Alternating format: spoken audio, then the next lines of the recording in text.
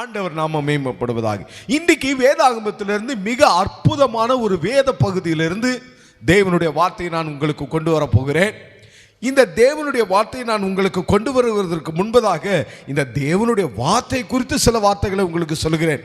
அது என்னவென்றால், இந்த தேவனுடைய வார்த்தையை இந்த நேரத்தில் இருந்த மிக ஆர்வத்தோடு, மிக உற்சாகத்தோடு, கவனத்தோடு நீங்க இந்த தேவனுடைய வார்த்தையை கேட்கும்படிக்கு நான் உங்களை அன்போடு கூட இந்த வார்த்தைக்கு நேராக உங்களை வரவேற்கிறேன். ஏனென்றால் இந்த வார்த்தையில் இருக்கிற ஆசீர்வாதங்கள் உங்கள் வாழ்க்கையில் இன்றைக்கு வந்து சேரும். ஆமென், அல்லேலூயா.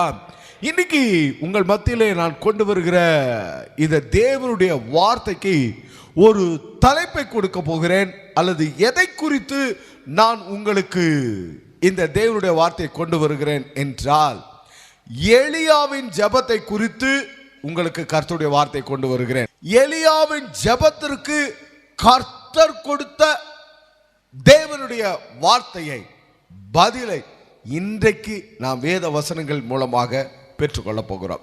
நேராக கர்த்தருடைய வார்த்தைக்கு செல்வோம். உங்கள் வேதாகமத்தை எடுத்துக்கொள்ளுங்கள்.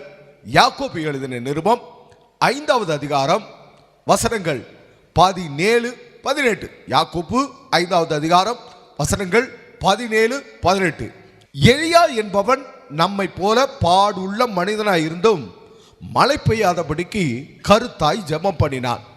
அப்பொழுது 3 வருஷம் 6 மாதம் பூமியின் மேல் மழை பெய்யவில்லை. மறுபடியும் ஜெபம் பண்ணினான்.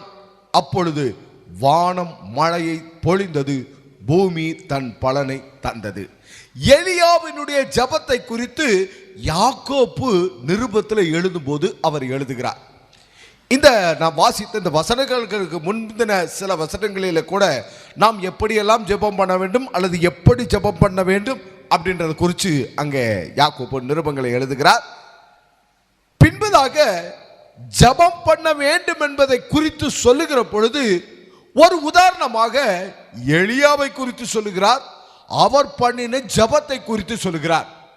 வேதாகமத்தில் நீங்கள் பார்ப்பீர்கள் என்றால், எலியா ஒரு 5 ஜெபத்தை மிக பிரதானமாக அவர் ஜெபிக்கிறார்.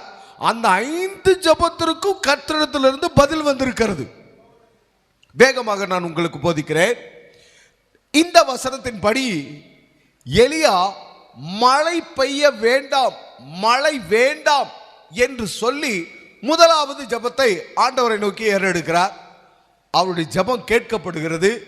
ஆண்டவர் மழை பெய்யாதபடிக்கு அவர் நிறுத்தி விடுகிறார். மழை மட்டுமல்ல, பனியும் பெய்யாதபடிக்கு ஆண்டவர் நிறுத்துகிறார். இரண்டாவது, எலியா சாரிபாத் அப்படின்ற ஊருக்கு போறாரு. அங்க ஒரு விதவியினுடைய வீட்டில் தங்கி இருக்கிறாரு. அந்த விதவை அவருக்கு அப்பமும் தண்ணீரையும் கொண்டு வர்றாங்க. சில நாள் கழித்து அந்த விதவியினுடைய மகன் இறந்து போயிடுறாரு.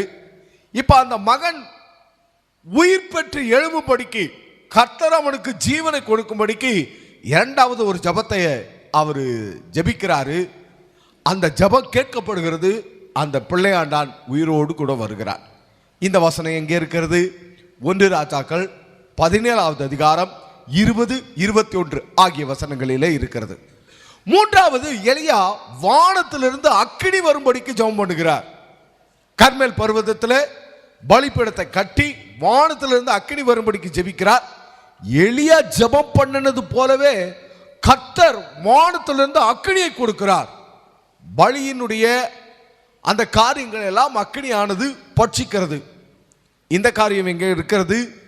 1 ராஜாக்கள் 18வது அதிகாரம் வசனங்கள் 36, 37 இருக்கிறது.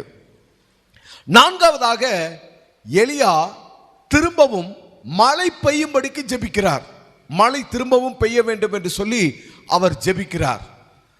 அவர் ஜெபித்த பிரகாரமாக ஒரு உள்ளங்கை அளவுக்கு மேகமாய் தோன்றி பெருமழையானது பெய்தது 3.5 வருடங்களுக்கு பிறகாக. இந்த காரியம் எங்கே இருக்கிறது? 1 ராஜாக்கள் 18வது அதிகாரம் 42 45 வசனங்கள் இங்கே இருக்கிறது. இதன் தொடர்ச்சியாக இறுதியிலே எலியா தனக்காக ஒரு ஜெபத்தை பண்றார். இதுவரைக்கும் பண்ணின ஜெபங்கள்லாம் மற்றவர்களுக்காக. இப்ப எலியா தனக்காக ஒரு ஜெபம் பண்றார். அது என்ன ஜெபம் தெரியுங்களா? போதும் கர்த்தாவே, என் ஜீவனை எடுத்துக்கொள்ளும். நான் என் பிதாக்களை பார்க்கிலும் உத்தமன் அல்ல, என் ஜீவனை எடுத்துக்கொள்ளும் அப்படின்னு எலியா ஜெபம் பண்றார். ஆனா இந்த ஜெபத்துக்கு ஆண்டவர் பதில் கொடுத்தார். எப்படி கொடுத்தார்னா, எலியா ஜெபம் பண்ண அந்த பிரகாரமாக பதில் கொடுக்காம அதை விட 100 மடங்குன்னு சொல்லலாமா, அல்லது 1000 மடங்குன்னு சொல்லலாமா, அல்லது இன்னும் அதிகமா எத்தனையோ நம்பர்களை சொல்லலாமா, அப்படி பலனை கொடுத்தார். என்ன பலன் தெரியுமா? எலியா ஜெபம் பண்ணது என்ன? என் ஜீவனை எடுத்துக்கங்க, என் உயிரை எடுத்துருங்க, அவ்வளவுதான் அப்படின்னு. ஏன் இப்படி ஜெபம் பண்ணார்னா, எசபேல் நான் உன்னை கொன்று போடுவேன் அப்படின்னு ஒரு வார்த்தையை சொல்லிட்டான். இந்த எசபேலுடைய வார்த்தைக்கு பயந்துட்டு என் ஜீவனை எடுத்துக்கங்க அப்படின்னு எலியா ஜெபம் பண்ணாரு. ஆண்டவர் பதில் கொடுத்தாரு. ஆனா எலியா ஜெபம் பண்ண மாதிரி பதில் கொடுக்காம அவன் சற்று எதிர்பாராத ஜெபத்துக்கு, எப்படி ஈசாக்கு அந்த தேசத்துல விதைத்தான், கர்த்தர் அவனை ஆசீர்வதித்தனால 100 மடங்கு விளைச்சல் வந்துச்சு. அது மாதிரி எலியா என் ஜீவனை எடுத்துக்கங்கன்னு பண்ண ஜெபத்துக்கு 100 மடங்கு 1000 மடங்கு எண்ணிக்கையில் அழகாத அளவுக்கு அவர் பதில் கொடுத்தார். எப்படி தெரியுமா?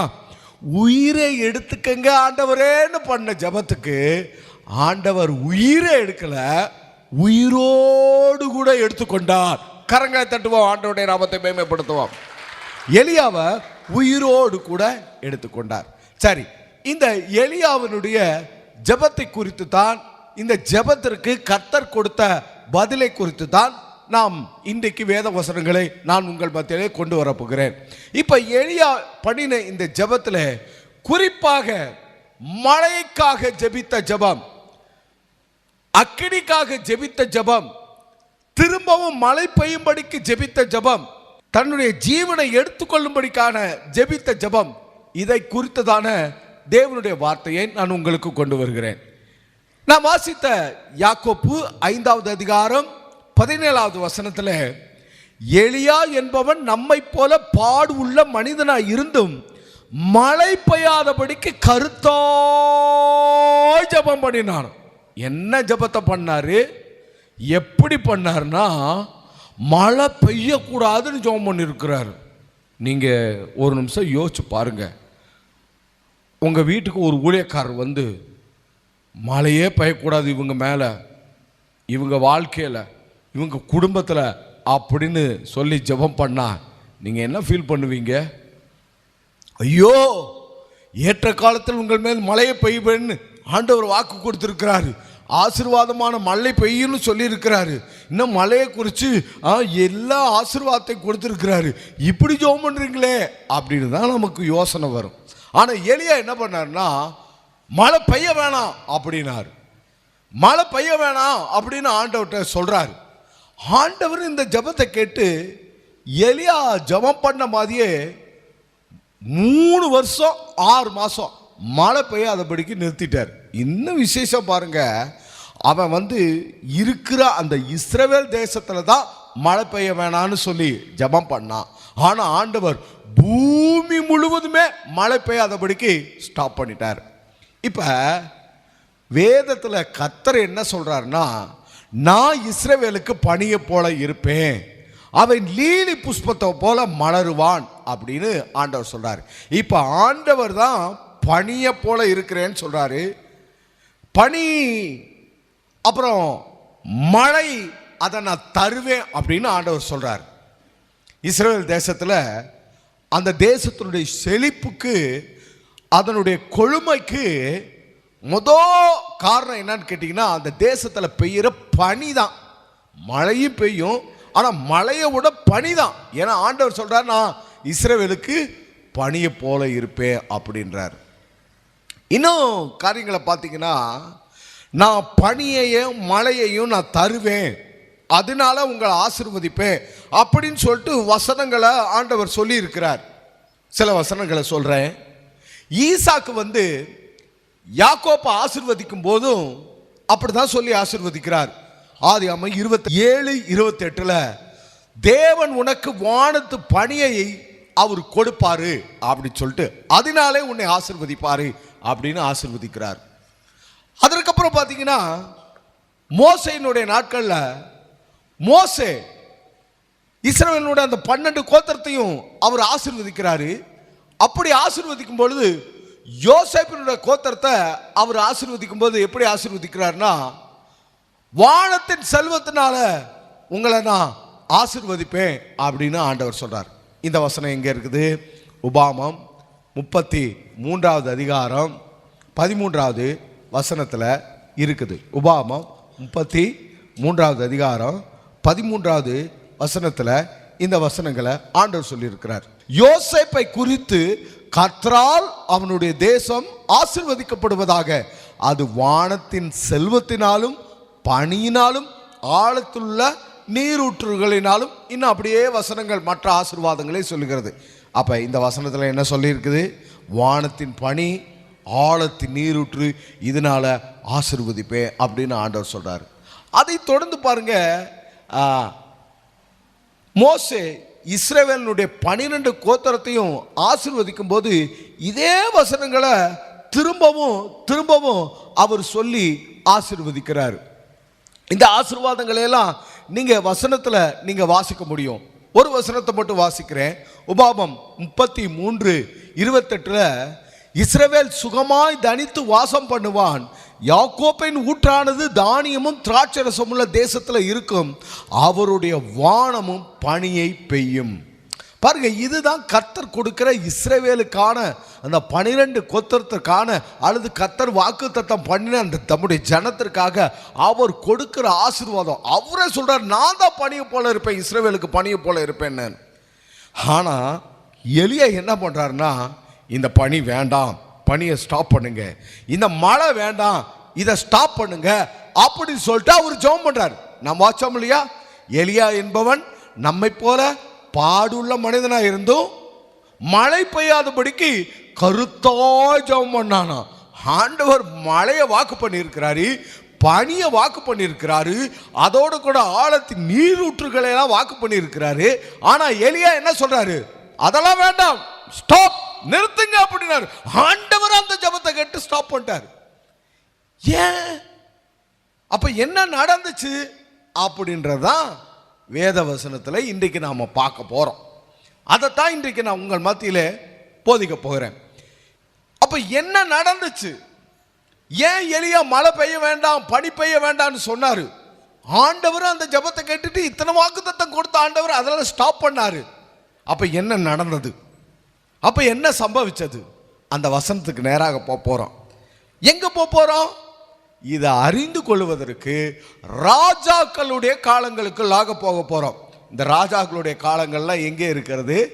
சாமுவேலுக்கு பிறகு கர்த்தர் இஸ்ரவேலுக்கு அவர்களுடைய அந்த கூக்குரலின் நிமித்தம் ஏற்படுத்தின சவுல் ராஜாவினுடைய நாட்களிலிருந்து நடைபெற்ற காரியங்களை நாம் பார்க்க போகிறோம். இப்போ என்ன நடக்குது? இஸ்ரவேலருக்கு ராஜா இல்லை, அவங்க எங்களுக்கு ஒரு ராஜா கொடுங்கன்னு ஆண்டவர்கிட்ட கேட்குறாங்க. கர்த்தர் சாமுவேல் மூலமாக சவுலை ராஜாவா ஏற்படுத்துறாரு. இப்போ சவுல் ராஜாவா வந்துட்டு அவர் 40 வருஷம் இஸ்ரவேல் என்ன செய்கிறாரு? அரசாட்சி செய்கிறார். இப்போ சவுலுடைய நாட்கள் முடியுது. சவுலுடைய நாட்கள்லேயே ஆண்டவர் சவுலை புறந்தள்ளி, ஏன்னா அவன் கர்த்தருடைய வார்த்தைக்கு கீழ்ப்படியில ஆகினாலே சவுலை புறந்தள்ளி சவுலுக்கு பதிலாக தாவீதை ஏற்படுத்தினார். ஆனாலும் சவுலுக்கு 40 வருஷத்தை கொடுத்துருந்தாரு. இப்போ சவுல் மரணம் அடைஞ்சாச்சு. ஆண்டவர் தாவீதை ஏற்படுத்தி சிங்காசனத்தில் கொண்டு வந்து வச்சுட்டாரு. இப்போ தாவீதும் 40 வருஷம் அரசாள்றாரு. சவுல் 40 வருஷம், தாவீது 40 வருஷம். ஆனால் சவுல் தேவனுடைய வார்த்தைக்கு கீழ்ப்படியில் தேவனுடைய வார்த்தைக்கு எதிராக அவர் செய்கிறார். பலி செலுத்தக்கூடாது, ஆனால் இவர் பலி செலுத்திட்டார்.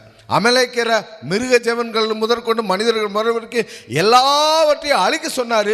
ஆனால் இவர் என்ன பண்ணிட்டார்? மிருக ஜீவன்களை வச்சுட்டார். இப்படி இன்னும் நிறையா தேவன் செய்ய சொன்ன அதை செய்யாமல், செய்யக்கூடாதுன்னு சொன்னதை செஞ்சு இப்படிலாம் சவுல் இருந்துட்டார். ஆனால் 40 வருஷம் கொடுத்தார்.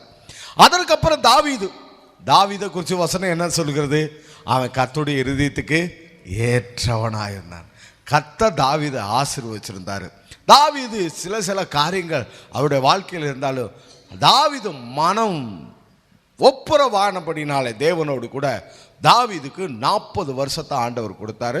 தாவீது அருமையான ஒரு அரசாட்சியை பண்ணாரு. ஆண்டவர் சொன்னார், தாவீது நான் உன்னை ஆசீர்வதிப்பேன், உன் வீடு நிலைச்சுன்னு இருக்கும், உன் சிங்காசனம் நிலைச்சிருக்கும், உன் ராஜ்யம் நிலைச்சுன்னு இருக்கும், என்றைக்குமா இருக்கும் அப்படின்னு தாவீதை ஆண்டவர் ஆசீர்வதிச்சிட்டார்.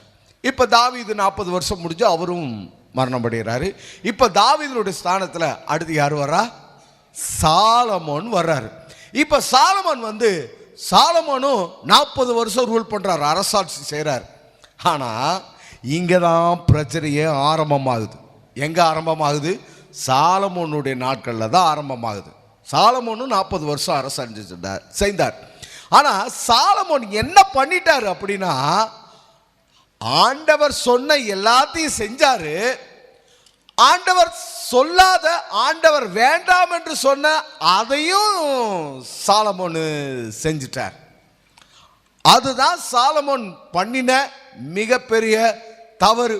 ஆண்டவர் அதை ஏற்றுக்கொள்ளவில்லை, அதை ஆண்டவர் மன்னிக்கவில்லை. இந்த சாலமோன் என்ன பண்றாருன்னா, அவரு தேவனுக்கு ஆலயத்தெல்லாம் கட்டினாரு, எல்லாமே பண்ணாரு, சிறப்பாக அரண்மனையை கட்டினாரு, அது இது அதுன்னு எல்லாத்தையும் அவர் பண்ணாரு. ஆனால் தேவனுக்கு பிரியமில்லாததையும் அவர் செஞ்சார். என்ன பிரியமில்லாத செஞ்சாரு? நான் வாசிக்கிறேன். 1 ராஜாக்களின் புஸ்தகம் 11வது அதிகாரம் 1வது வசனம். ராஜாவாகிய சாலமோன் பார்வோனின் குமார்த்தியை நேசித்ததும் அல்லாமல் மோவாபியரும் அம்மோனியரும் ஏதாமியரும் சீதோனியரும் ஏத்தியருமாகிய அந்நிய ஜாதியான அநேக ஸ்திரீகள் மேல் ஆசை வச்சான். ஆண்டவர் சொன்னாரு, ஏப்பா அந்நிய ஜாதியோட என்ன செய்யக்கூடாது, சம்பந்தம் கலக்கக்கூடாதுன்னாரு. ஆனால் நம்ம சாலமோன் என்ன பண்ணிட்டாரு, இத்தனை பேரோட ஆசை வைக்கிறார். யாரெல்லாம் பாருங்க, மோவாபியர், அம்மோனியர், ஏதோமியர், சீதோனியர், ஏத்தியர், இவங்க மேலே இன்னும் நாட்கள்லாம் இருக்கிறாங்க, அடுத்து வரப்போறாங்க வசனங்கள்ல. இவங்க மேலெல்லாம் ஆசை வச்சுட்டாங்க. ஆனால் ஆண்டவர் என்ன தெரியுமா சொல்லியிருந்தார்? 2வது வசனத்தில், கர்த்தர் இஸ்ரவேல் புத்திரரை நோக்கி, நீங்கள் அவர்களண்டையும், அதாவது பிரஜாதிகள் அவர்களண்டையும் அவர்கள் உங்களண்டையும் பிரவேசிக்க கூடாது, சம்பந்தம் பண்ணக்கூடாதுப்பா நீங்கள்லாம் அப்படின்னு சொல்லிட்டு, அவர்கள் நிச்சயமாய் தங்கள், அப்படி நீங்க பண்ணினீங்கன்னா அவர்கள் நிச்சயமாய் தங்கள் தேவர்களை பின்பற்றும்படி உங்கள் இருதயத்தை சாய பண்ணுவார்கள் அப்படின்னு ஆண்டவர் சொல்லியிருந்தார். ஆனா நம்ம சாலமோன் என்ன பண்ணினாரு? 3வது வசனம், சாலமோன் பிரபுக்கள் குலமான 700 மனையாட்டிகளும் 300 மறுமனையாட்டிகளும் அவனுக்கு இருந்தார்கள். இப்போ சாலமோன் என்ன பண்ணிட்டாருன்னா, ஏப்பா இப்படிலாம் பண்ணக்கூடாதுன்னு சொன்னார். ஆனால் சாலமோன் என்ன பண்ணிட்டாரு, 700 மனையாட்டிகள் 300 மறுமனையாட்டிகள், 700ஐயும் 300ஐயும் கூட்டி சொல்லுங்க, எத்தனை வருது? எத்தனைங்க வருது? எங்கேயாவது பார்த்துருக்கிறீங்களா? எங்கேயாவது கேள்விப்பட்டிருக்கிறீங்களா? நம்ம சாலமோன் அப்படி இருந்துட்டார். இப்போ என்ன நடந்துச்சு? இதனால என்ன ஆச்சு? அந்த காலத்தில், ராஜாக்கள் காலத்தில் இதெல்லாம் சகஜம்தான. ஒன்றுக்கு மேற்பட்ட துணைவியாரை மனைவியாரை வைத்துக்கொள்வது அதெல்லாம் இருக்குதானே, ஆபிரகாமுக்கு இருந்துச்சு தானே, அப்படி இப்படின்னு நிறையா சொன்னாலும், ஆனால் நம்ம சாலமோன் எங்கே போய் பொண்ணு எடுத்துட்டு வந்திருக்கிறாரு?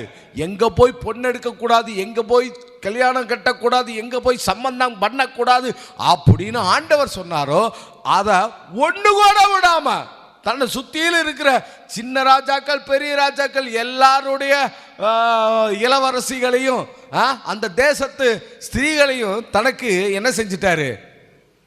மனைவியா துணைவியா அவர் கொண்டு வந்துட்டாரு. இவர் இப்படியெல்லாம் பண்ணி கொஞ்சம் குறைய, அதாவது 1000 பேருக்கு கணவனா தலைவனா ஆயிட்டாரு. இப்ப சாலமோனுக்கு வயசாயிடுச்சு. 4வது வசனம், சாலமோன் வயது சென்ற போது அவனுடைய மனைவிகள் அவன் இருதயத்தை அந்நிய தேவர்களை பின்பற்றும்படிக்கு சாய பண்ணினார்கள். இப்ப என்னாச்சு? சாலமோனுடைய வண்டி கவிழுது. சாலமோன் அவனுடைய மனைவியார், துணைவியார் எல்லாருமே என்ன செய்யறாங்க? அந்நிய தேவர்களை பின்பற்றும்படிக்கு சாய பண்றாங்க. சாலமோனை சாச்சிட்டாங்க. ஆனா இந்த சாலமோன் யாருங்க? தாவீதுனுடைய குமாரன். ராஜ்யத்துல ஆண்டவர் அவனுக்கு அவ்வளவு ஞானத்தை கொடுத்திருக்கிறாரு. சாலமோன், உன்னை போல ஒரு ஞானவான் உனக்கு முன்னாடியும் இருக்க மாட்டாப்பா, உனக்கு பின்னாடியும் இருக்க மாட்டாப்பா அப்படின்னு ஞானத்தை கொடுத்தாரு. அவ்வளவு செல்வத்தை கொடுத்தாரு, எல்லாத்தையும் கொடுத்தாரு. ஆனா எல்லாத்தையும் வாங்கிட்டு சாலமோன் என்ன பண்றாரு? இப்படி ஆயிட்டாரு. அவன் வயது சென்ற உடனே அவனுடைய மனைவிகள் அவன் இருதயத்தை அந்நிய தேவர்களை பின்பற்றும்படிக்கு சாய பண்ணி போட்டாங்க. சாலமோன் சீதோனியரின் தேவியாகிய அஸ்தரோத்தையும் அம்மோனியரின் அருவருப்பையாகிய மில்கோமையும் அவங்களையும் சாலமோன் என்ன செஞ்சிட்டாரு? இப்ப கர்த்தரை பின்பற்றினாரா, இவங்களையெல்லாம் பின்பற்றினாரா? இந்த இடத்துல போட்டிருக்கிற வசனத்தின்படி அவர் கர்த்தரை என்ன செய்யல. ஆனா இவர் யார் தெரியுங்களா? தேவாலயத்தை கட்டினவர், அரண்மனையை கட்டினவர், அவ்வளவு ஞானவான், ரொம்ப அருமையானவர். சரி, அதுக்கடுத்து என்ன நடக்குது பாருங்க. 6வது வசனம். சாலமோன் தன் தகப்பனாகிய தாவீதை போல் கர்த்தரை பூரணமாய் பின்பற்றாமல் என்ன செஞ்சிருக்காரு?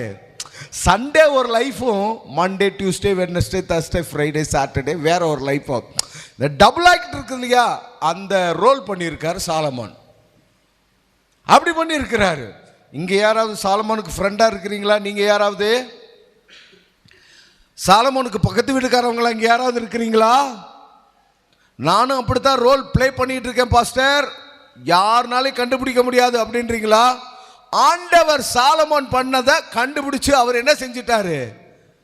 அப்படியே வெட்ட வெளிச்சமா எழுதி கொடுத்துட்டாரு. சரி, இங்க என்ன நடக்குது பாருங்க. 7வது வசனம். அப்பொழுது சாலமோன் எருசலேமுக்கு எதிரான மலையின் மேல், எருசலேம் மலையில தான் தேவாலயத்தை கட்டி வச்சிருக்காரு. இப்ப அதுக்கு எதிரான மலையின் மேல மோவாபேரின் அருவருப்பாகிய காமோசுக்கும் அம்மோன் புத்திரரின் அருவருப்பு ஆகிய மூளைக்கும் மேடைகளை கட்டினார். இப்படி தங்கள் தேவர்களுக்கு தூபம் காட்டும்படி பலியிடுகிற அந்நிய ஜாதியான தங்கள் ஸ்திரீகள் எல்லாருக்காகவும் செஞ்சார். தங்கள் ஸ்திரீகள் எல்லாருன்னா அந்த 700 அந்த 300 அவங்க எல்லாருக்காகவும் சாலமோன் என்ன பண்ணாரு? கட்டினது என்னமோ ஒரே ஒரு தேவாலயம் தான். ஆனா இதை கட்டினதெல்லாம் என்னதுக்க? ஆளுக்கு ஒன்னொன்னு வச்சிருந்தாவே 700 + 300 1000, 1000க்கு தலைக்கு ஒன்று கட்டியிருந்தாவே இப்ப உங்க தலை சுத்துதா? ஆனா பாருங்க, சாலமோன் இப்படிலாம் பண்ணிட்டாரு. 9வது வசனம் சொல்லுது, ஆகையால் இஸ்ரவேலின் தேவனாகிய கர்த்தர் சாலமோனுக்கு 2 விசை 2 டைம் தரிசனமாகி அந்நிய தேவர்களை சாலமோன் பின்பற்றாத என்று கட்டளையிட்டு இருந்தார். ஆனா நம்ம சாலமோன் அவர் என்ன பண்றாரு? அவன் கர்த்தரை விட்டு விட்டு தன் இருதயத்தை திருப்பி அவர் கற்பித்ததை கை கொள்ளாமற் போனதினால் கர்த்தர் அவன் மேல் என்னவாயிட்டாரு? கர்த்தர் சொன்னதை சாலமோன் கேட்காம, அவன் அதை ஃபாலோ பண்ணாம பின்பற்றாம போனதுனால கர்த்தர் என்னவாயிட்டார்? சாலமோன் மேல. சொல்லுங்க. அப்ப கர்த்தர் சொன்னதை கேட்காம, கர்த்தர் சொல்றத பின்பற்றாம, அதுக்கு செவிசாய்க்காம இருந்தா கர்த்தர் சாலமோனுக்கு கோபமா இருப்பார். உங்களை அப்படியே கட்டி தழுவி அரவணைச்சு முத்தமிடுவாரா? கோபமா இருப்பார். சரி, இப்ப என்ன நடந்துச்சு பாருங்க. ஆண்டவர் கோபமாயிட்டு அப்படியே சைலண்டா இருந்தா கூட பரவாயில்ல, ஆனா ஆக்ஷன் எடுக்க ஆரம்பிச்சிட்டார், நடவடிக்கை எடுக்க ஆரம்பிச்சிட்டார். ரொம்ப நாள் சமாளிச்சுக்கிட்டு முடியாது. கிருபையை கொடுத்துக்கிட்டு இருப்பாரு, கிருபையின் தருணத்தை கொடுத்துக்கிட்டு இருப்பாரு. அப்படியே போற வழியிலேயே போய்கிட்டே இருந்தா அப்புறம் ஆக்ஷன் எடுக்க ஆரம்பிச்சிருவார். ஆண்டவர் இப்ப சாலமன் மேல ஆக்ஷன் எடுக்க ஆரம்பிக்கிறார். 1000 கட்டுற வரைக்கும் கிருபையை கொடுத்து கொடுத்து அப்பா மனம் திரும்புன்னு சொல்லி அப்புறமா பார்த்தா 2 தடவை அவரே நேரடியா டைரக்டா தரிசனமாகி சொல்லி ஏதுக்கு சாலமன் கேட்கல. ஆண்டவர் கோபமானார், ஆக்ஷன் எடுக்க ஆரம்பிச்சார். என்ன ஆக்ஷன் எடுத்தாரு? 16வது வசனம்.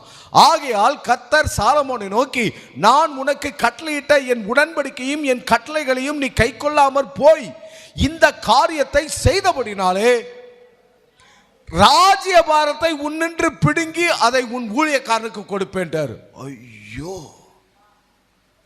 ராஜ்யபாரத்தை சவுல் அரசாட்சி செஞ்ச 40 வருஷம், தாவீது அரசாட்சி செஞ்ச 40 வருஷம், இப்ப இவரு 40 வருஷம் அப்படியே போயிட்டு இருக்குது. ஆண்டவர் சொல்லிட்டாரு, இதை புடுங்கி எங்க கொடுப்பேன், எங்க கொடுப்பேன், வாசிங்க, எங்க கொடுப்பேன், உன்னுடைய மகனுக்கு கொடுப்பேன், உன்னுடைய மகனுக்கு கொடுப்பேன் சொன்னாரா, உன் வேலைக்காரனுக்கு கொடுத்துருவேன்ட்டார். கர்த்தருடைய காரியத்தில் கவனமா இருக்கணும். சில காரியத்தில் கர்த்தர் உங்களுக்கு கிருபையை கொடுத்துட்டு இருக்காரா, நீங்க ராங் ரூட்ல போயிட்டு இருக்கிறீங்களா, இல்ல ஆண்டவருக்கு எகென்ஸ்ட் ரூட்ல போயிட்டு இருக்கிறீங்களா? நீங்க அதெல்லாம் முடியாது ஆண்டவரே, அதெல்லாம் மாட்டேன் ஆண்டவரே, அதெல்லாம் பார்த்துக்கலாம், அதெல்லாம் நமக்கெல்லாம் செட் ஆகாத ஆண்டவரே, அதெல்லாம் நமக்கு ஒத்து வராத ஆண்டவரே, நான் யார் தெரியுங்களா, என்னோட இப்படிலாம் நீங்க ஏதாவது மைண்ட் செட்டோட இருக்கிறீங்களா? கொஞ்ச நாள் ஆண்டவர் வெயிட் பண்ணுவாரு, கிரேஸ் கொடுப்பாரு, திரும்ப கிரேஸ் கொடுப்பாரு. இப்ப ஹைபிரிட் கிரேஸ் என்னென்னமோ கிரேஸ் சொல்றாங்களே, எல்லாத்தையுமே கொடுப்பாரு. அப்புறம் தான் ஆக்ஷன் தான். அப்புறம் என்ன செய்வாரு, ஆக்ஷன் எடுத்துருவார். ஆண்டவர் ஆக்ஷன் எடுத்து என்ன பண்ணாரு, அவனை சாலமோனை ரிஜெக்ட் பண்ணிட்டு அவனுடைய குமாரனுக்கு கொடுத்துருந்தா கூட பரவாயில்ல. ஆண்டவர் சொல்லிட்டார், நான் உன் வேலைக்காரனுக்கு கொடுப்பேன்டா அப்படின்ட்டார். உன் வேலைக்காரனுக்கு கொடுப்பேன்ட்டாரு. நான் சொல்றேன் பாருங்க, ஆண்டவருக்கென்று நம்ம ஞானமா இருக்கணும், கவனமா இருக்கணும். கீழ்ப்படுகிற காரியத்தில் கீழ்ப்படிச்சிடணும், உண்மையா இருக்கிற காரியத்தில் உண்மையா இருந்துடணும், ஒப்புரவாகிற வேண்டிய காரியத்தில் ஒப்புரவாயிடணும். அதுல மட்டும் என்ன செய்ய முடியாது, ஆண்டவர் பொறுமையா இருப்பாரு, அப்புறம் கோபமானவாரு, ஆக்ஷன் எடுத்துருவாரு. எடுத்தாரா, எடுத்துட்டாரு பாருங்க. யாருக்கு எடுத்துட்டாரு, அட்ரஸ் இல்லாத ஆளுக்கா, முந்தா நேத்துக்கு உள்ள வந்தவனுக்கா, இல்ல பாருங்க, தாவீதுனுடைய குமாரனுக்கே இந்த கதி ஆண்டவர் ஏற்படுத்துறார். யாருங்க இவரு, நான் பேதையாகிய மனிதன், அப்படியா, ஞானவான், இவனுக்கு முன்னாடி யாருமே இப்படி இல்லை, இவனுக்கு பின்னாடி யாரும் இருக்க போறது இல்லை, அவனுக்கு எடுத்தார் ஆக்ஷனை. சாலமோனுக்கே ஆக்ஷன் இப்படின்னா யோசிச்சுக்கங்க. நம்ம சரியா இருக்கணும், இதுல இருந்து கத்துக்கிறோம். சரி, இப்ப என்ன நடக்குது, உன் ராஜ்யத்தை எடுத்து என்ன செய்வேன், உன் ஊழியக்காரனுக்கு கொடுத்துருவேன். ஆனா நான் தாவீதுக்கு ஒரு வாக்கு பண்ணியிருக்கிறேன், தாவீதுக்கு ஒரு ப்ராமிஸ் பண்ணியிருக்கிறேன். என்ன, உன் சிங்காசனம் நிலைச்சு நிற்கும், உன் வீடு நிலைச்சு நிற்கும், உன் சிங்காசனத்தில் ஆட்சி செய்கிறதற்காக உன் கற்ப பிறப்பு ஒருவன் கூட இல்லாமல் இருக்க போறது இல்லை அப்படின்னு நான் ப்ராமிஸ் பண்ணியிருக்கிறேன். அதை நிறைவேற்றுவேன். அதை நிறைவேற்றுறதற்காக என்ன செய்வேன்னா, ஒரு பங்கை மட்டும் உன் சந்ததியில் கொண்டு வருவேன், மீதி என்ன பண்ணிடுவேன், உன் வேலைக்காரனுக்கு கொடுத்துருவேன் அப்படின்ட்டார். ஆனாலும் நான் உன்னை ஆசீர்வதிச்சதுனால இதை உன்னோட நாட்களில் செய்ய மாட்டேன், உன் பிள்ளையாண்டவனுடைய நாட்களில் இதை நான் செய்வேன் அப்படின்னு ஆண்டவர் சொல்லிட்டார். இப்போ என்ன நடக்குது பாருங்க, சாலமோன் இப்படி ஆகி அவன் மரிச்சு போயிடறான். மரிச்சதுக்கு அப்புறம் சாலமோனுடைய சந்ததியில் அவனுக்கு ஒரு குமாரன் வர்றான். யாருன்னா, ரெகோபெயாம் அப்படின்ற ஒரு குமாரன் வர்றான். சாலமோனுக்கு ஒரு வேலைக்காரன் இருந்தான், அவனுக்கு தான் இன்னொரு ராஜ்யத்தை தருவேன்னு சொன்னாரு. அந்த வேலைக்காரனுடைய பேரு யெரொபெயாம். ரெண்டும் ஒன்று மாதிரி இருக்கும். வசனத்தை பார்த்தீங்கன்னா, வார்த்தைகளை பார்த்தீங்கன்னா, எழுத்துக்களில் நன்ற வித்தியாசப்படும். சாலமோனுடைய குமாரன் பேரு ரெகோபெயாம், சாலமோனுடைய வேலைக்காரன் பேரு யெரொபெயாம். சரி, இப்ப ரெகோபெயாம் பட்டத்து இளவரசனா அரசனா வந்துட்டார். சாலமோனுக்கு அப்புறம் வந்ததுக்கு அப்புறம் இந்த ஜனங்கள் எல்லாம் போய் சாலமோன்ட்ட அது ஏன்னா ரெகோபெயாம்கிட்ட கேட்குறாங்க, உங்கள் தகப்பனார் எங்கள் மேலே பயங்கரமாக வரி போட்டாருங்க, இந்த ஆலயத்தை கட்டுறதுக்கு, அரண்மனை கட்டுறதுக்கு, அதை இதனால் எல்லாத்தையும் கட்டுறதுக்குன்னு சொல்லிட்டு வெள்ளி பொன்னி சேகரிக்கிறது கண்டு அவ்வளோ வரியை போட்டார். ப்ளீஸ் இந்த வரி சுமையை நிறுத்துங்க, அதை குறைச்சிருங்க, எங்களால் முடியல அப்படின்னு 12 கோத்திரமும் போய் கேட்குது. இந்த ரெகொபெயாம் என்ன பண்ணுறான், அப்படியா எனக்கு 3 days டைம் கொடுங்க, நான் பிளான் பண்ணிட்டு யோசிச்சுட்டு நான் உங்களுக்கு ஆன்சர் ரிப்ளை பண்ணுறேன் அப்படின்னு சொல்கிறார். இப்போ 3 நாள் கழித்து இந்த ஜனங்கள்லாம் வர இருக்கிறாங்க.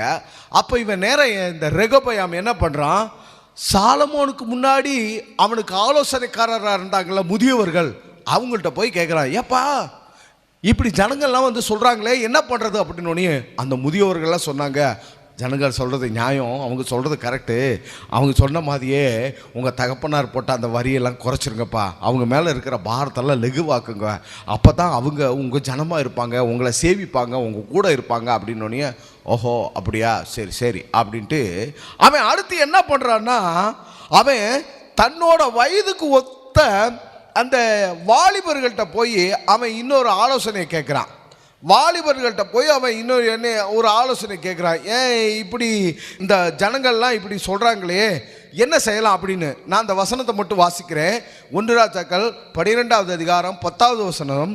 அப்பொழுது ரெகொபெயாம் அவனோடு வளர்ந்த வாலிபர் வருடத்தில் அவன் போய் அவன் கேட்குறான்.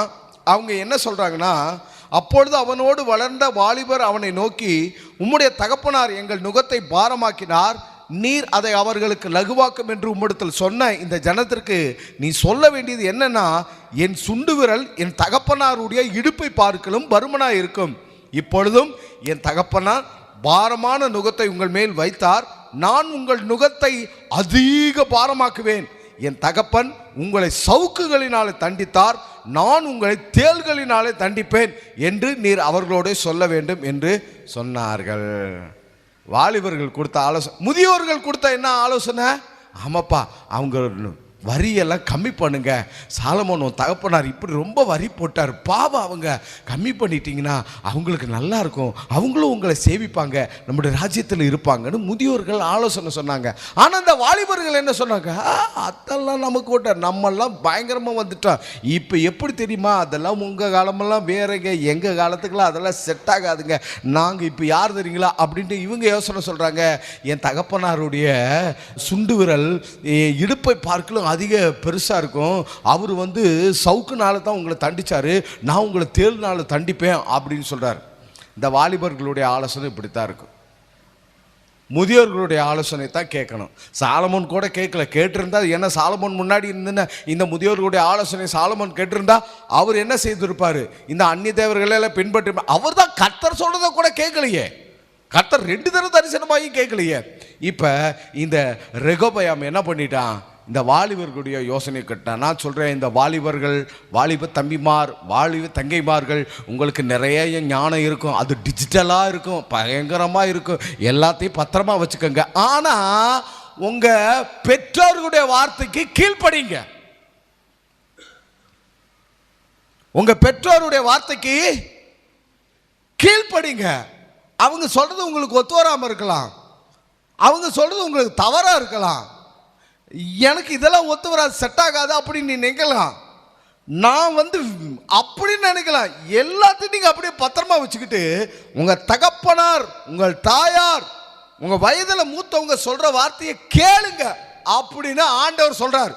நான் பிரசங்கம் பண்ணல அப்படின்னு நான் என்ன செய்யல, ஆண்டவர் சொல்கிறாரு, உன் தகப்பனுடைய வார்த்தைக்கு, தாயினுடைய வார்த்தைக்கு செவி கொடு, பூமியிலே உன் வாழ்நாள் நீடித்திருப்பதற்கு. மகனே மகளே, நீ குட்டிக்காரணம் போட்டாலும் நடக்காது, உன் வாழ்நாள் நீடித்திருப்பதற்கு உன் தகப்பனை உன் தாயையும் கனம் பண்ணுவாயா.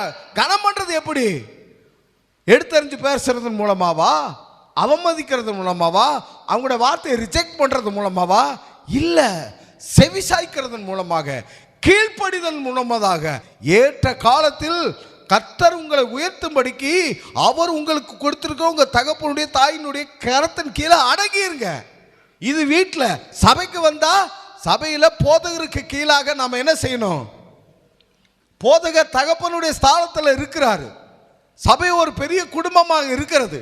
அப்ப போதகனுடைய வார்த்தைக்கு நாம என்ன செய்யணும், விரும்பினாலும் செவி சாய்க்கணும், விரும்பலைனாலும் செவி சாய்க்கணும், பிடிச்சாலும் செவி சாய்க்கணும், பிடிக்கலைனாலும் செவி சாய்க்கணும். அதுதான் ஆசீர்வாதத்தை கொண்டு வரும். என்னத்தை கொண்டு வரும், அதுதான் நீங்க கீழ்ப்படுகிறதுனால சபைக்கு நன்மையா, அதை விட உங்களுக்கு நன்மை. நீங்க அடங்கி போகிறதுனால சபைக்கு நன்மையா, அதை விட உங்களுக்கு நன்மை. அப்ப சபைக்கு, போதகருக்கு, கர்த்தருடைய ஊழியக்காரர்களுக்கு நாம் என்ன செய்யணும்? அவருடைய வார்த்தை சொல்லுகிறதே அதன்படியாக கீழ்ப்படிய வேண்டும். ஆனால் இங்கே இந்த ரெகொபெயாம் என்ன செய்யலை? அப்படிலாம் செய்யலை. ஏன்னா இவர் ரொம்ப 2K கிட்ஸாட்டம் இருக்குது, டிஜிட்டலில் போராட்டம் இருக்குது, தரையிலே கால் படாமல் நடப்பாராட்டம் இருக்குது, பயங்கரமாக இருப்பாராட்டம் இருக்குது. சிலர் அப்படித்தான் இருக்கிறாங்க பாருங்க. சபையில் கூட இந்த பைபிள்லாம் கொண்டு வர்றதே இல்லை. நான் நிறைய பேரை பார்த்துருக்கிறேன், பைபிளை யாரும் கொண்டு வர்றதில்லை. நான் திரும்ப திரும்ப சொல்லுகிறது மாதிரி இந்த மொபைலை தான் வச்சு பார்க்குறாங்க. ஆனால் மொபைலில் என்ன பார்க்குறாங்கன்னு எட்டி பார்த்தா அங்கே பைபிள் ஆப்பு கிடையாது, ஓப்பனில். பைபிள் ஆப்பு ஓப்பனில் இல்லை. பிரசங்க ஆரம்பத்திலிருந்து பிரசங்க முடிகிற வரைக்கும் சோசியல் மீடியாவில் போயிட்டு இருக்குது. பிரசங்க ஆரம்பத்திலிருந்து ஒரு நபர் இல்லை, 2 மணி நேரம் இல்லை, பல நபர்களை பார்க்குறேன். இங்கே ரெகொபெயாம் அப்படித்தான் இருந்திருக்கிறார். அவர் அப்படித்தான் இருந்திருக்கிறார். சரி, அதோடு கூட இந்த ரெகொபெயாம் என்ன பண்றாரு பாருங்க. 1 ராஜாக்கள் 14, 21, 24 வரைக்கும் நீங்க வாட்சி பார்த்தீங்கன்னா அவன் தேவனுக்கு எதிரான காரியங்களை எல்லாம் செய்யறான். நான் சில வசனம் வாசிக்கிறேன் பாருங்க. சாலமோனின் குமாரனாகிய ரெகொபெயாம் யூதாவிலே ராஜ்யபாரம் பண்ணினான். ரெகொபெயாம் ராஜ்யபாரம் பண்ணுகிற பொழுது 41 வயதா இருந்தான். கர்த்தர் தம்முடைய நாமம் விளங்கும்படி இஸ்ரவேல் கோத்திரங்களெல்லாம் தெரிந்து கொண்ட நகரமாகிய எருசலேமில் 17 வருஷம் ராஜ்யமானான். அம்மோன் ஜாதியான அவனுடைய தாயின் பேர் நாமால். அவன் என்ன பண்றான்? 22வது வசனத்திலிருந்து, யூதா ஜனங்கள் கர்த்தரின் பார்வைக்கு பொல்லாப்பை செய்து தாங்கள் செய்து வருகிற தங்களுடைய பாவங்களில் தங்கள் பிதாக்கள் செய்த எல்லாவற்றை பாட்டிலும் அவருக்கு அதிக எரிச்சல் மூட்டினார்கள் இந்த இவனுடைய ஆட்சியில். அதற்கப்புறம் பாருங்க, அவர்கள் உயர்ந்த சகல மேட்டின் மேலும் பச்சையான சகல மரத்தின் கீழும் மேடைகளையும் சிலைகளையும் தோப்பு விக்கிரங்களையும் தங்களுக்கு உண்டாக்கினார்கள். தேசத்திலே லட்சியான புணர்ச்சிக்காரரும் இருந்தார்கள். கர்த்தர் இஸ்ரவேல் புத்திரருக்கு முன்பாக துரத்தி விட்ட ஜாதிகளுடைய அருவருப்புகளின் எல்லாம் அவர்கள் செய்தார்கள். இப்படி தான் இந்த ரெகொபெயாமுடைய ஆட்சி ஆயிடுச்சு. இப்போ பாருங்க, வாக்குத்தத்தம் பண்ணப்பட்ட பூமி தான் இந்த கானான், இஸ்ரவேல் தேசம். இதை ஆண்டவர் ஆசீர்வச்சிருக்காரு. ஆனால் சாலமோன் ஆரம்பித்தார், ரெகொபெயாம் ஹை பீக்கில் போயிட்டார். சரி, இதோட நடந்ததா? ஆண்டவர் தான் சாலமோனுடைய ஊழியக்காரனாகிய யெரொபெயாமுக்கு 10 கோத்திரத்தை கொடுத்தார் இல்லையா? இங்கே என்ன நடந்துச்சு? சாலமோன் மறிச்சிட்டாரு அப்படின்னோடனே சாலமோனுக்கு பயந்து எகிப்தில் இருந்த யெரொபெயாம் நேராக இஸ்ரவேலுக்கு வர்றாரு. இந்த இஸ்ரவேல் ஜனங்கள்லாம் யெரொபெயாம்கிட்ட போய் கேட்டாங்களே, எங்கள் வரியெல்லாம் கம்மி பண்ணுங்கய்யா அப்படின்னு. அவன் முடியாதுன்னு சொன்னோடனே இந்த 10 கோத்திரமும் நேராக இந்த யெரொபெயாம், அதாவது சாலமோனுடைய வேலைக்காரனை தங்களுக்கு ராஜாவாக்கி அவங்கெல்லாம் சமாரியாவில் போய் ஸ்டே பண்ணிட்டாங்க. இப்போ என்னாச்சுன்னா தேசமே 2ஆ உடஞ்சிருச்சு. இஸ்ரவேல் 12 கோத்திரம் அப்படின்ற ஒன்றா இருந்தது. இப்போ என்னாச்சுன்னா இஸ்ரவேல்னு 10 கோத்திரம் ஆயிடுச்சு. யூதாவும் பெஞ்சமினும் சேர்ந்து ஒரு கோத்திரம் ஆயிடுச்சு. இஸ்ரவேலுக்கு அவங்க சமாரியாவை தலைநகர் ஆக்கிட்டாங்க. இந்த யூத கோத்திரமும் பெஞ்சமினும் எருசலேமை தலைநகராக அவங்க மாற்றிட்டாங்க. அந்த சமாரியா இஸ்ரவேலினுடைய வடக்கு பகுதியாக இருந்ததுனால அதுக்கு வடக்கு தேசம், வடக்கு ராஜ்யம் அப்படின்னு பேர் வந்துச்சு. இந்த எருசலேம் தெற்கு பகுதியில் இருந்ததுனால தெற்கு ராஜ்யம் அப்படின்னு அப்படி பேர் வந்துச்சு. இப்போ என்னாச்சு? அந்த சாலமோனுடைய வேலைக்காரன் எகிப்திலிருந்து வந்து 10 கோத்திரம்லாம் போய் அங்கே சமாரியாவில் சேர்ந்து அதை ஒரு நாடாக்கி சமாரியாவை தலைநகர் ஆக்கினாங்க இல்லையா? இவங்கெல்லாம் என்ன பண்ணாங்கன்னா, இந்த ரெகொபெயாம் ராஜாவானதுக்கு அப்புறம் இந்த ஜனங்கள்லாம் கர்த்தருடைய பிரமாணத்தின்படி பலி செலுத்த எருசலேமுக்கு போனாங்கன்னா ஒருவேளை ரெகொபெயாவுக்கிட்டே சேர்ந்துக்குவாங்க, ரெகொபெயா கூட்டத்திலே சேர்ந்துக்குவாங்க, அப்போ நமக்கு ராஜ்யம் இருக்காது அப்படின்னு சொல்லிட்டு அவன் ஒரு மாஸ்டர் பிளான் போட்டு என்ன பண்ணுறான்னா, இந்த ஜனங்கள் இங்கேயே கடவுளை தொழுது கொள்ளும்படிக்கு ஒரு 2 பொன் கன்றுக்குட்டிகளை செஞ்சு அந்த பொன் கன்றுக்குட்டிகளை அந்த சமாரியாவினுடைய ஒரு பகுதியாகிய பெத்தேலையும் மறுபகுதியாகிய தானிலையும் வச்சு எல்லாத்தையும் கூப்பிட்டு, இதுதாப்பா உங்களை எகிப்துல இருந்து வழி நடத்திட்டு வந்துச்சு, இதுதாப்பா உங்க கடவுள், இதுதாப்பா உங்க தெய்வம், இதுக்கு நீங்க பலி செலுத்துங்க, இதுக்கு நீங்க ஆராதனை பண்ணுங்க, இதுக்கு கொண்டாடுங்க அப்படின்னு சொல்லிட்டு அவன் ஏற்படுத்தி வச்சுட்டான். இப்ப முடிவு என்னன்னா, இங்க யூதா தேசத்தை பார்த்தா, தெற்கு ராஜ்யத்தை பார்த்தா, இங்கேயும் அருவருப்பு, விக்கிரகம், தோப்பு, பள்ளிகள், சிலைகள் எல்லாம் கிடக்குது. அங்கே பார்த்தா அங்கே சமாரியா, வடக்கு ராஜ்யம், அங்கேயும் விக்கிரகம், அருவருப்பு, தோப்பு எல்லாமே கிடக்கிறது. பாருங்க, கர்த்தருடைய தேசம் கானான், இஸ்ரவேல்னு ஒரே பேரால் அழைக்கப்பட்டது. இப்போ ரெண்டாகி ரெண்டுமே என்னாச்சு, இப்படி ஆயிடுச்சு. இப்படி இருக்கிற நிலைமையில தான் ஆகாப் ராஜாவினுடைய நாட்கள் வருகிறது. இந்த ரெகோபெயாம், எரோபெயாம், இதுக்கப்புறமும் இன்னும் சில ராஜாக்கள் வர்றாங்க. அவங்க நாட்கள்லாம் என்ன நடந்துச்சுன்னு நான் பிரசங்கம் பண்ணேன்னா, நீங்கள் சாயந்தரம் 4 மணி வரைக்கும் இங்கே இருக்கிற மாதிரி ஆயிரும். ஆகையினால எலியாவின் ஜெபத்துக்கு தேவையான அது சம்பந்தமான ஆகாப் ராஜாவுக்கு வருவோம். இப்போ ஆகாப் ராஜாவினுடைய நாட்கள் வருகிறது. எனக்காக ஒரு வசனத்தை நாம் வாசிப்போம்.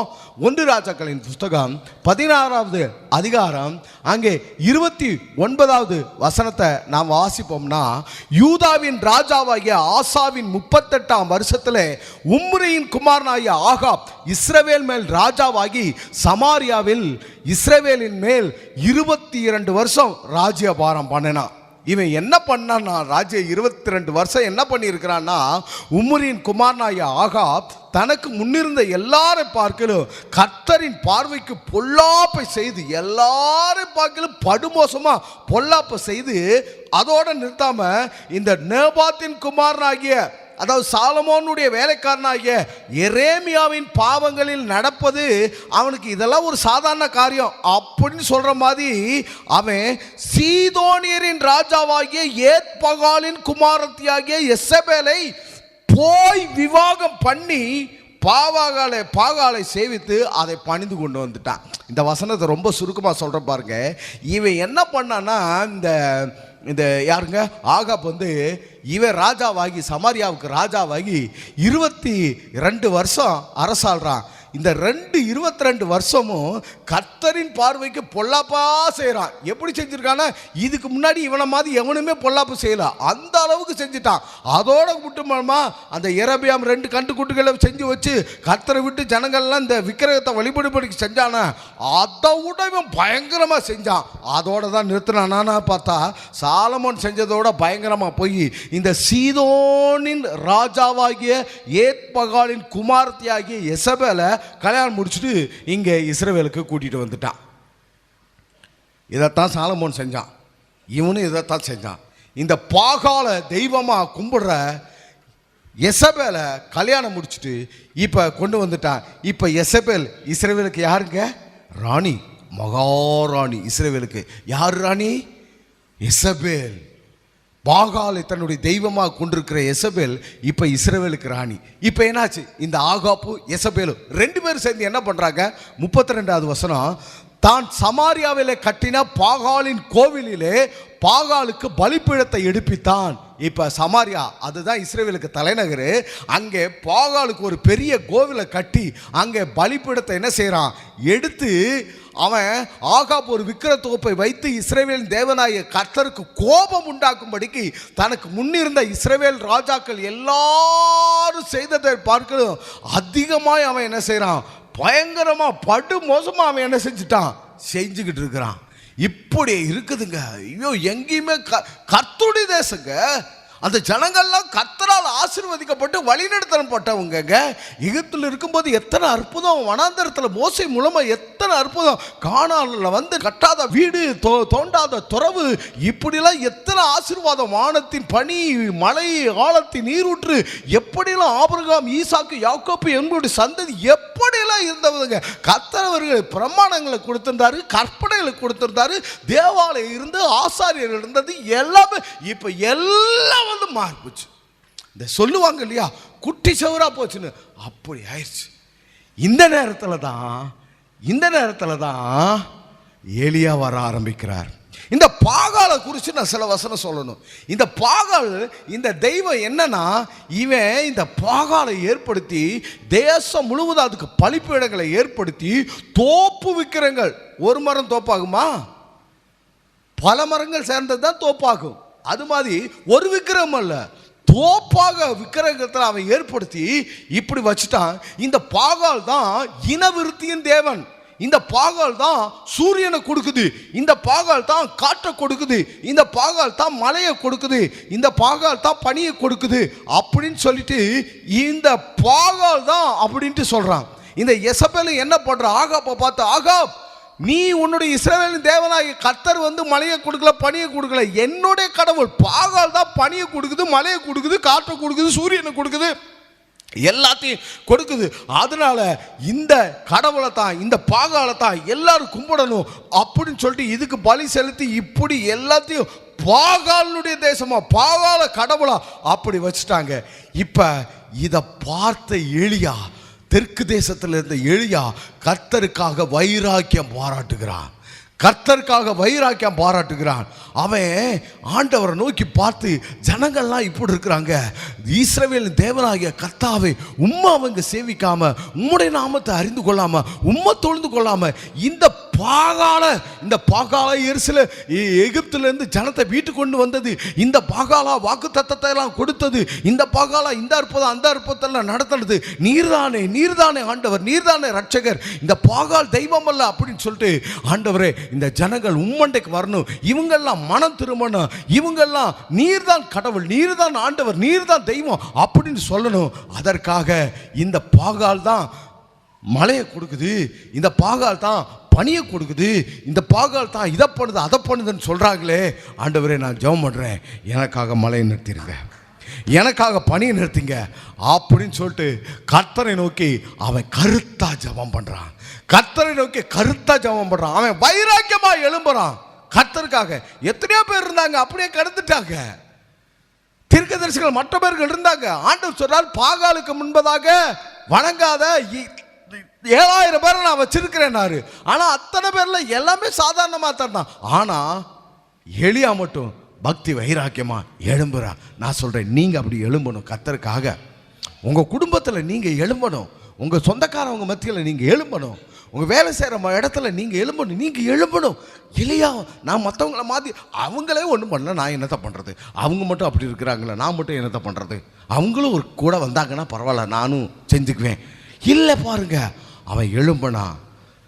தாவீது தெரியுமா, தாவீது தெரியுங்களா, அண்ணன்மார்களுக்கு தின்பண்டங்களை கொடுக்க சென்ற பொழுது அங்கே யுத்தம் ரெடியாக இருக்குது. கோலியாத் கத்திக்கிட்டு இருக்கிறான். நான் என்ன பண்ண வந்தேன், நான் கொண்டு வந்ததே சாப்பாடு கொடுக்க தான் வந்தேன், இதுக்கு மேலே பேசுகிறேன், எங்கள் அண்ணன்லாம் திட்டுவாங்க, எங்கள் அப்பாவும் இதுக்காக அனுப்பலை அப்படின்னு சைலண்ட்டாக கொடுத்துட்டு ஓடனானா. இல்லை பாருங்க, விருத்த சேதனம் என்றாது இந்த பெலிஸ்தியன் யார், இஸ்ரவேலின் தேவனாய் கர்த்தரை நிந்திக்கிறதற்கு இவன் யார், இன்றைக்கு நான் போவேன், அவனை கொல்லுவேன், அவன் தலையை வெட்டுவேன் அப்படின்னு தாவீது எழுந்தார். நான் சொல்கிறேன், நீங்கள் எழும்பணும். வாலிப தம்பிமார், நீங்கள் எழும்பணும் கர்த்தருக்காக.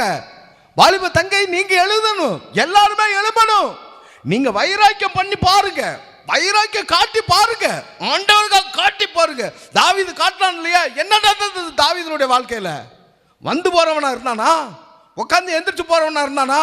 எழும்பனா கர்த்தருக்காக. நீ எழும்பி பார், நீ எழும்பி பார் கர்த்தருக்காக. உன் வாழ்க்கை எப்படி இருக்கும், உன் எதிர்காலம் எப்படி இருக்கும், உன் ஃபியூச்சர் எப்படி இருக்கும்? இல்லை நான் அதை பண்ணி இப்படி ஆயிடுவேன், இதை பண்ணி அப்படி ஆயிடுவேன், நான் அங்கே அப்படி போவேன், ஒன்றும் நடக்காது. கர்த்தருக்காக நீ எழுப்பி பார், உன் வாழ்க்கையை அர்ப்பணித்து பார், உன் வாழ்க்கையை ஒப்பு கொடுத்து பார், உன் குடும்பத்தை ஒப்பு கொடுத்து பார், உன் எதிர்காலத்தை ஒப்பு கொடுத்து பார், உனக்கு இருக்கிற திறமைகள் தாளந்த எல்லாத்தையும் ஆண்டவருக்கு நீ கொடுத்து பார், கொடுத்து பார். ஆண்டவர் உன்னை எப்படி ஆசீர்வதிக்கிறார்னு பாருங்க, ஆண்டவர் உன் குடும்பத்தை எப்படி ஆசீர்வதிக்கிறார்னு பாருங்க, ஆண்டவர் சந்ததி எப்படி ஆசீர்வதிக்கிறார் பாருங்க. நான் சொல்றேன், இந்த தேவனுடைய ஆசீர்வாதத்தை விடவா நீங்க வெளியில பெற்றுக்கொள்ள முடியும்? இந்த தேவனுடைய ஆசீர்வாதத்தை உங்களுக்கு வேற எங்கேயாவது கிடைக்கும்? கிடைக்காது, கிடைக்காது, வராது. இல்லை எனக்கு இருக்குனாலும் அது நிரந்தரம் இல்ல. சொல்றேன், கர்த்தருடைய ஆசீர்வாதமே தங்கும். 1000 தலைமுறைக்கு அவர் ஆசீர்வதிப்பார். எலியா எலும்பினாருங்க, எலியா எலும்பினாரு. எலும்பி அவன் போய் சொல்றான் பாருங்க, 1 ராஜாக்கள் 17வது அதிகாரம் 1வது வசனத்தில், கீலேயாத்தின் குடிகளிலே திஸ்பீனாகி எலியா ஆகாப்பை நோக்கி, என் வாக்கின் படியே அன்றி இந்த வருஷங்களிலே பனியும் மழையும் பெய்யாதிருக்க நடக்கும் என்று இஸ்ரவேலின் தேவனாகிய கர்த்தருக்கு முன்பாக நிற்கிற நான் அவருடைய ஜீவனை கொண்டு சொல்லுகிறேன். ஆகாப் அரண்மனையில் போய் சொன்ன, ஆகாப் என் வாக்கின்படியே அல்லாம இஸ்ரவேலில் பனி பெய்யாதுப்பா, மழை பெய்யாது, பார்க்கலாம் அப்படின்னு சொல்லிட்டு வந்துட்டான். பனி பெய்யல, மழை பெய்யல, துணிஞ்சு வர்றான் பாருங்க. எலியாவினுடைய வைராக்கியத்தை பாராட்டுறதோடு கூட எலியாவினுடைய சாக்ரிஃபைஸ் ஒன்று இருக்குது. என்ன தெரியுமா? இஸ்ரவேலில் பனி பெய்யலைன்னா அது எலியாவுக்கு தான் பெய்யாமல் இருக்கும், மழை பெய்யலைன்னா எலியாவுக்கு தான் பெய்யாமல் இருக்கும். மழை எனக்கும் கிடைக்காட்டி பரவாயில்ல, பனி எனக்கும் பெய்யாட்டி பரவாயில்ல, வேணாம் ஆண்டவரை நிறுத்துங்க, இந்த ஜனங்கள் உண்மை சேவிக்கணும், இந்த ஜனங்கள் உண்மை அறிந்து கொள்ளணும், இந்த ஜனங்கள் உண்மை தொழுது கொள்ளணும், பரவாயில்ல, எனக்கு தான் அதில் பாதிப்பு இருக்குது, எனக்கு தான் அதில் நஷ்டம் இருக்குது, எனக்கு தான் அதில் இழப்பு இருக்குது, எனக்கு பனி கிடைக்காது, எனக்கு மழை பரவாயில்ல, மழை பெய்ய வேண்டாம், பனி பெய்ய வேண்டாம். எஸ்தர் இப்படி ஜெபம் பண்ணா, நான் செத்தாலும் சாகுறேன், என் ஜனம் ரட்சிக்கப்படணும், என் ஜனம் மீட்கப்படணும், என் ஜனம் ஆசீர்வதிக்கப்படணும். நான் சொல்கிறேன், இந்த அர்ப்பணிப்பு உங்கள்கிட்ட வருமா, கிடைக்குமா? கொடுத்து பாருங்க பிரதர், கொடுத்து பாருங்க சிஸ்டர், கொடுத்து பாருங்க வாலிப தம்பி தங்கச்சி, கர்த்தருக்காக உன் வாழ்க்கையை அர்ப்பணிச்சு பாரு, நீ கொடுத்து பாரு, கர்த்தர் என்ன செய்கிறாருன்னு பாரு, கர்த்தர் எப்படி ஆக்குறாருன்னு பாருங்க. உங்கள் குடும்பம் மாதிரி உன் பேர் மாதிரி யாரும் இருக்க மாட்டாங்க. கர்த்தர் அப்படிப்பட்ட தேவன். இவன் சொல்லிட்டு வர்றான். ஆண்டவர் சொல்கிறாரு, எலியா ஓகே நீ இப்போ போய் கேரி தாற்றண்டையில் ஒளிந்து கொண்டிருந்தாரு பாருங்க. யோர்தானில் கூட இருங்கன்னு சொல்ல, யோர்தான் அறுப்பு காலம் முழுவதும் பிரவாகித்து கூடும். கேரி சும்மா ஒரு சின்ன ஆறு தான். ஆண்டு சொல்றாரு, நீ அந்த தண்ணியெல்லாம் நம்பிட்டு போகாத, நீ இங்கே இரு, நான் எல்லாத்தையும் உனக்கு ப்ரொவைட் பண்ணுவேன், ஐ வில் ப்ரொவைட் யூ. ஆண்டவர் என்ன செய்கிறாரு?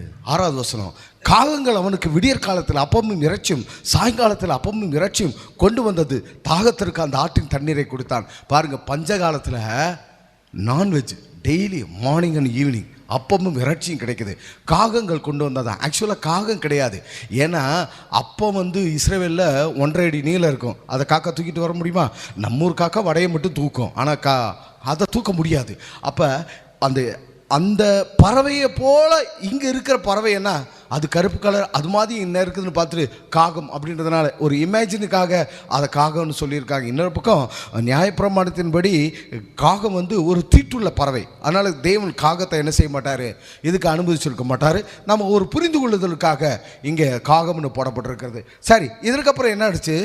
9வது வருஷத்தில் ஆண்டவர் திரும்ப எலியாவை பார்த்து சொல்கிறார், எலியா நீ இங்கே இருந்தது போதும், நீ எழுந்து நேரம் என்ன பண்ணுங்க, சீதோனுக்கு அடுத்த சாரிபாத் ஊருக்கு போய் அங்கேயே தங்கிரு, நான் அங்கே உன்னை பராமரிப்பேன்னாரு. இந்த சாரிபாத் ஊர் என்ன ஊர் தெரியுங்களா? இந்த சீதோனுக்கு அடுத்த சாரிபாத் என்ன ஊர் தெரியுங்களா? பக்கத்தில் இடதுகை பக்கத்தில் போட்டிருக்கிற ஒரு வசனத்தை வாசிச்சு பாருங்க. 31வது வசனம், நேபாத்தின் குமாரனாகிய எரேமியாவின் பாவங்களில் நடப்பது அவனுக்கு கொஞ்சம் காரியம் என்று நினைத்தார் போல் அவன் சீதோனியரின் ராஜாவாகிய ஏத்பகாலின் குமாரத்தி எசபேலை விவாகம் பண்ணினான். அந்த எசபேலினுடைய ஊர் தாங்க இந்த சீதோன். நீ அங்கே போறன்ட்டார். எங்கே போட்டான்? ஐயோ அங்கே வா. ஆமாம் நீ போ. ஆண்டவர் சொல்ற, உன்னை அனுப்புகிறவர் நான் அல்லவா, உனக்கு இருக்கிற இந்த பலத்தோட போ, உனக்கு எதிரே எந்த ஆயுதமும் வாய்க்காது. 1000-10,000 எல்லாம் கீழே தான் விழுந்து கிடக்கும். சமூகம் முன்பதாக செல்லும், மகிமை பிரகால பார்க்கும், பாதுகாக்கும், இடது வலது போதும் சாயாதபடி தேவதூதர்கள் தாங்குவாங்க, நீ போ அப்படின்ட்டு ஆண்டவர் சொல்கிறார். உடனே எலியா பயந்துக்கிட்டு அப்படியே ஒளிஞ்சு நடுங்கி அப்படியே மறைஞ்சு போனாரா? இல்லை பாருங்க, 10வது வசனம் சொல்லுது, அவன் அந்த பட்டணத்தினுடைய ஒளிமுக வாசல் இல்லை, அவன் பிரமாணம், அதாவது ராஜ விதின்னு சொல்லுவாங்க இல்லையா, மெயின் ரோடுன்னு சொல்லுவாங்க இல்லையா, அதில் அவன் என்ன செய்கிறான், அங்கே போகிறான், அங்கே போய் நிற்கிறான். அங்கே தான் இந்த சாரிபாத்தினுடைய அவங்களுக்கு எண்ணெய் மாவு அற்புதம்லாம் நடக்குது, அவனுடைய குமாரன்லாம் உயிர்ப்பிக்கப்படுறாங்க.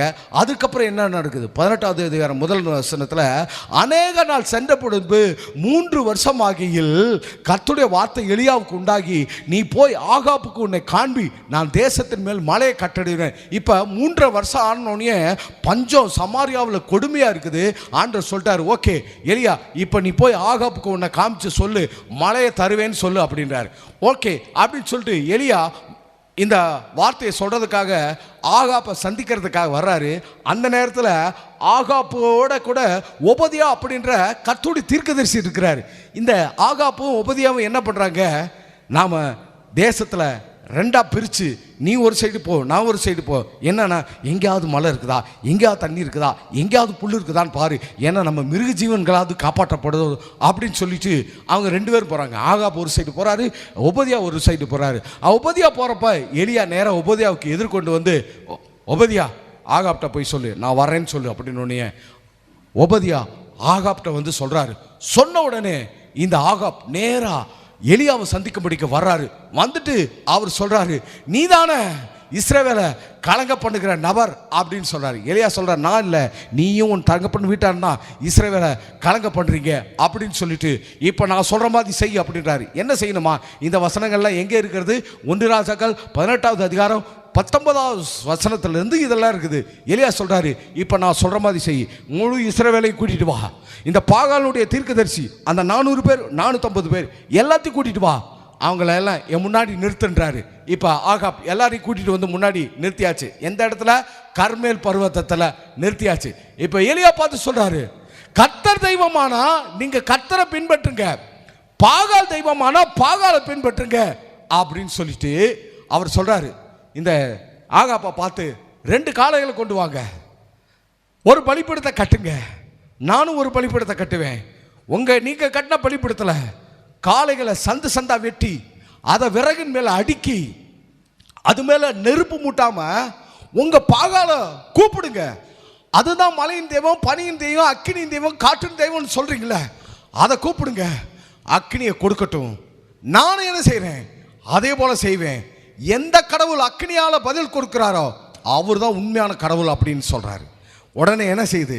காலை வந்துருச்சு, பலிப்பீட கட்டியாச்சு, காலை சந்து சந்தா வெட்டியாச்சு, விறகுகள் அடுக்கியாச்சு. இந்த பாகாலுடைய ஆட்கள்லாம் பாகாலை கூப்பிடுறாங்க, கூப்பிடு கூப்பிடு கூப்பிடு கூப்பிடு கூப்பிடுறாங்க. ஒண்ணுமே நடக்கல. இப்ப பாத்தீங்கன்னா மதியான வேலை ஆயிடுச்சு. மதியான வேலை ஆனோனையும் அங்கேயும் ஒண்ணுமே நடக்கல. எலியா சொல்றாரு 27வது வசனத்துல, உரத்த சத்தமா கூப்பிடுங்கப்பா, உங்க தேவன் பாகால் ரொம்ப பிஸியா இருப்பாரு, அலுவலா இருப்பாரு, இல்லைன்னா பிரயாணத்தில் டிராவல்ல போயிட்டு இருப்பாரு, அவர் எங்கேஜா இருப்பாரு, இல்லைன்னா தூங்கிட்டு இருப்பாரு, ரெஸ்ட் எடுத்துட்டு இருப்பாரு, நல்லா சத்தமா கூப்பிடுங்கப்பா அப்படின்னாரு. எந்த சத்தமும் எந்த ரிப்ளையும் பாகால்கிட்ட இருந்து வரல, அப்படியே கிடக்குது. அவங்கெல்லாம் கடைசியில் என்ன பண்ணிட்டாங்க? 28வது வசனத்தில் தங்களுடைய வழக்கத்தின்படி தங்களுடைய சரீரத்தை ஈட்டிகளாலும் கத்திகளாலும் கீறி கொண்டு ரத்தத்தை வடிய விட்டு அவங்க கத்துறாங்க. ஒரு ரிப்ளையும் இல்லை. அந்தி பலி செலுத்துற மதியான நேரம் வந்த பொழுது எலியா என்ன பண்ணாரு? காளைகளை எனக்கு கொண்டு வாங்க, இப்போ நான் ஆரம்பிக்கிறேன் அப்படின்னு சொல்லிட்டு காளைகளை சந்து சந்தா வெட்டி அதை ஒரு விறகின் மேலே அடுக்கிறாரு. அடுக்கிட்டு அந்த அந்த காளைகளை விறக வைக்கிறதுக்காக பலிப்பீடத்தை முதல்ல சப்பனிடுறாரு. சப்பனிட்டதுக்கப்புறம் அந்த பலிப்பீடத்துக்கு இஸ்ரவேல் அப்படின்னு ஒரு பேரை வைக்கிறாரு. அதற்கப்புறம் 12 கல்லை எடுத்து அதில் அடுக்கி வச்சு அந்த 12 கல்லுக்கும் யாக்கோப்பினுடைய 12 பேர்களுடைய அந்த எண்ணிக்கையை அவர் கொண்டு வந்து வைக்கிறாரு. அதன் பிறகு அந்த பலிப்பீட சுற்றிலும் ஒரு வாய்க்காலை வெட்டுறாரு. வெட்டுறதுக்கப்புறம் பக்கத்தில் இருக்கிறவங்களை பார்த்து சொல்கிறாரு, நீங்கள் இந்த பலிப்பொருள் மேலே 4 குடம் தண்ணி கொண்டு வந்து ஊற்றுங்கன்றாங்க. கொண்டு வந்து ஊற்றாச்சு. திரும்பவும் சொல்கிறார் 4 குடம் ஊற்றுங்க. திரும்பவும் ஊற்றியாச்சு. திரும்பவும் 4 குடம் ஊற்றுங்க. திரும்பவும் ஊற்றியாச்சு. இப்போ என்னாச்சு? மொத்தம் 12 குடம் தண்ணியை ஊற்றியாச்சு.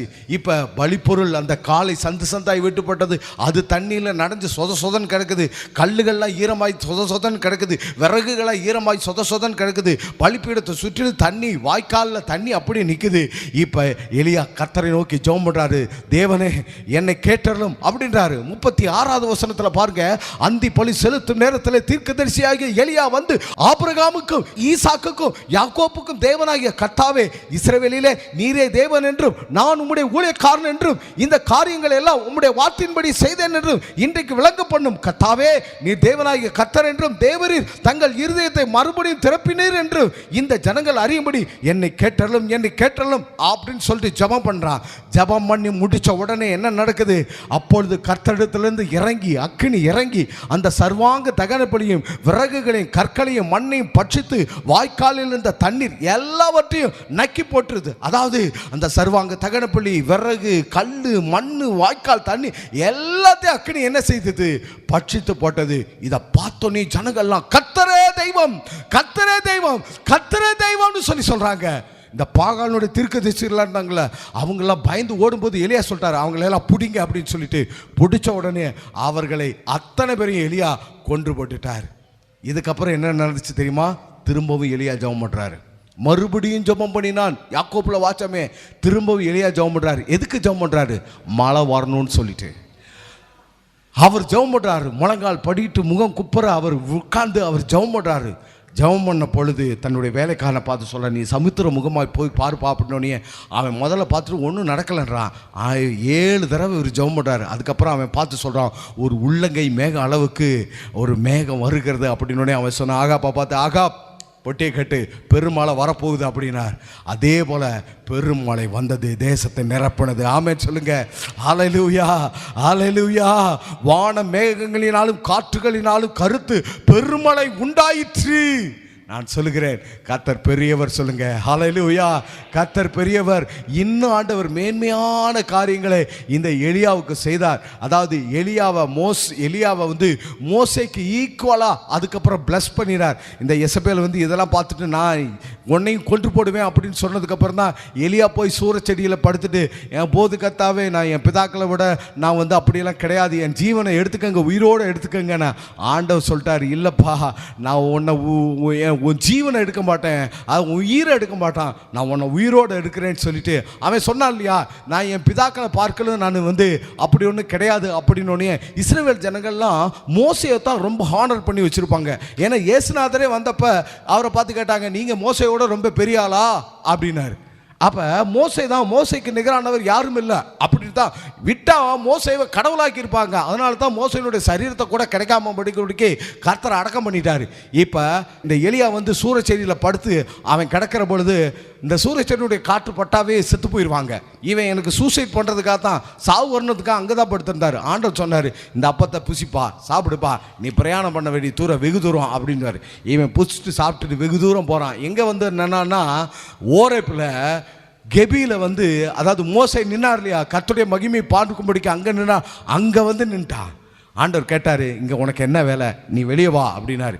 வெளியில் வந்தோடனே ஆண்டவர் அக்கினி மூலமாக, பலத்த காற்றின் மூலமாக அவனோடு இடைப்பட்டு கடைசியில் மெல்லிய சத்தத்தின் மூலமாக அவனோடு கூட பேசி மோசேனுடைய ரேங்க்குக்கு ஈக்குவலாக ஆண்டவர் எலியாவை கொண்டு வந்து வச்சு கடைசியில் மோசேவை அக்கினி ரதத்தில் எடுத்துக்கொண்டார். அவன் சூரச்செடியில் போய் படுத்து இங்கே அவன் மறிச்சிடலான்னு நினச்சான். ஆண்டவர், இல்லைப்பா, உனக்கு நான் அக்கினி ரதத்தை வச்சுருக்கிறேன்னு அக்கினி ரதத்தில் ஆண்டவர் எடுத்துக்கொண்டு போயிட்டார். இந்த எலியாவை தான் மறுரூப மலையில் இயேசு ஜெபிக்கும் பொழுது மோசையும் எலியாவும் இறங்கி வந்தாங்க. யோவான் ஸ்நானகரை குறித்து இயேசு சொன்னார், வருகிறவனாகி எலியா இவன் தான் அப்படின்னு சொன்னார். நான் சொல்லுகிறேன், நீங்கள் கர்த்தருக்காக மேன்மை பாராட்டி பாருங்கள், கர்த்தருக்காக வைராக்கியம் பாராட்டி பாருங்கள். ஆண்டவர் உங்களை கனத்தினால் நிரப்புவார், நன்மையினால் நிரப்புவார். ஒரு ஆமென் சொல்லுவோமா? நம்ம எல்லாரும் எழுந்து நிற்போமா? ஆண்டவருக்கு நன்றி செலுத்துவோமா?